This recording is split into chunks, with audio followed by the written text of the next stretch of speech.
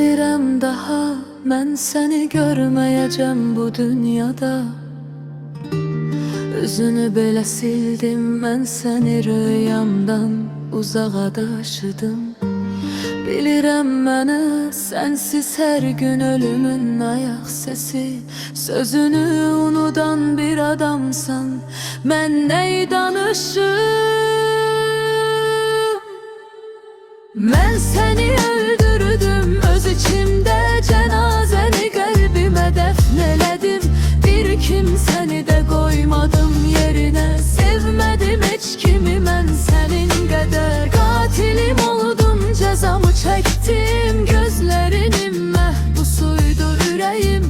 Buraxmadın məni ölən günümədək, nə yaşatdın, nə də olmadın nəfəsim.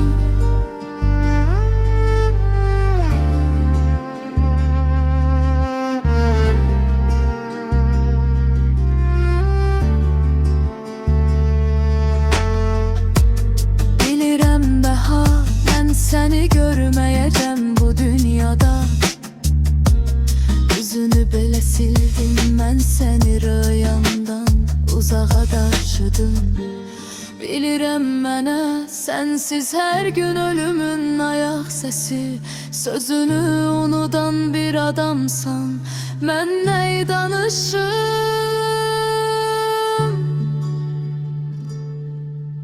Mən səni öldürdüm, öz içimdə cənazəni qəlbimə dəfn elədim.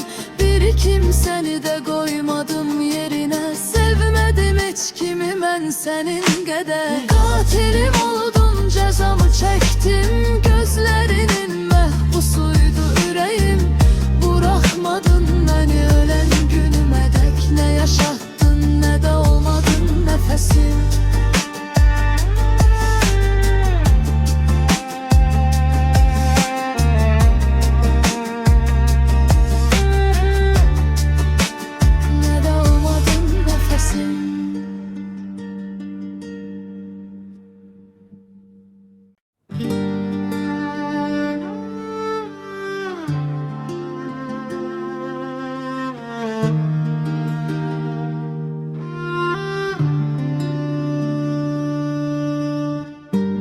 Bilirəm daha mən səni görməyəcəm bu dünyada. Üzünü belə sildim, mən səni rüyamdan uzağa daşıdım.